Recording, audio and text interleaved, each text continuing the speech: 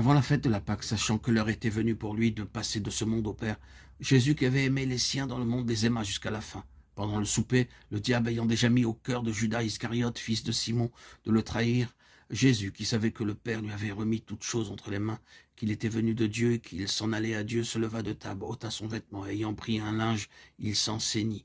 Ensuite il remplit d'eau le bassin et se mit à laver les pieds de ses disciples et à les essuyer avec le linge dont il était saint. Il vint donc à Simon-Pierre qui lui dit, « Toi, Seigneur, tu me laverais les pieds ?»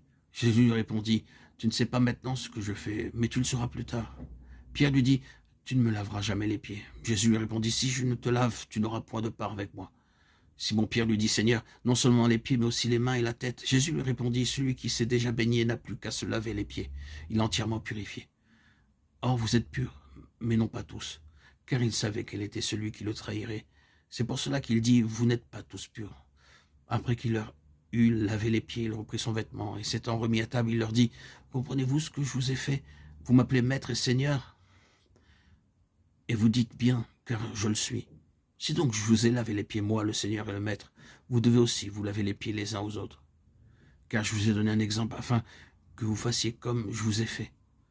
En vérité, je vous le dis, le serviteur n'est pas plus grand que son maître, ni l'envoyé plus grand que celui qui l'envoie. » Jean 13, 1,6, 1,16.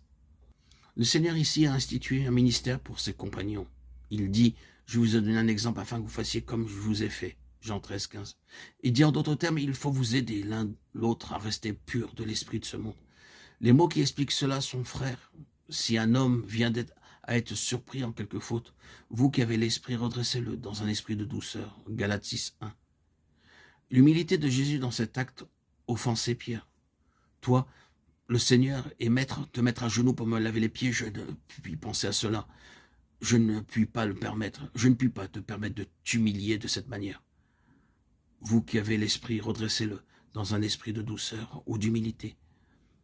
Vous et moi, nous devons apprendre cela davantage. C'est un ministère spirituel qui est très nécessaire. Il y a des groupes de chrétiens dans ce monde qui pratiquent cela littéralement et ont une part dans ce service qui consiste à se laver les pieds les uns aux autres. Nous ne discuterons pas et ne chercherons pas s'ils ont tort ou raison. Je pense cependant que l'on peut laver les pieds de quelqu'un littéralement sans le faire spirituellement. On peut laver littéralement les pieds de quelqu'un et s'en aller ensuite parler de ses fautes et de ses faiblesses à une autre personne. Je pense que nous sommes trop souvent accoutumés à montrer la boue qui se trouve sur les pieds de quelqu'un au lieu de l'enlever.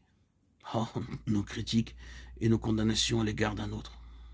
Il n'est pas nécessaire d'être un expert pour voir l'impureté spirituelle des hommes et le contact du monde sur eux. Chacun peut voir leurs fautes. Mais qu'allons-nous faire? Parler d'eux et de leurs fautes? Les faire voir à d'autres? Les avoir toujours en vue? Permettre que notre attitude à leur égard soit influencée par leurs fautes?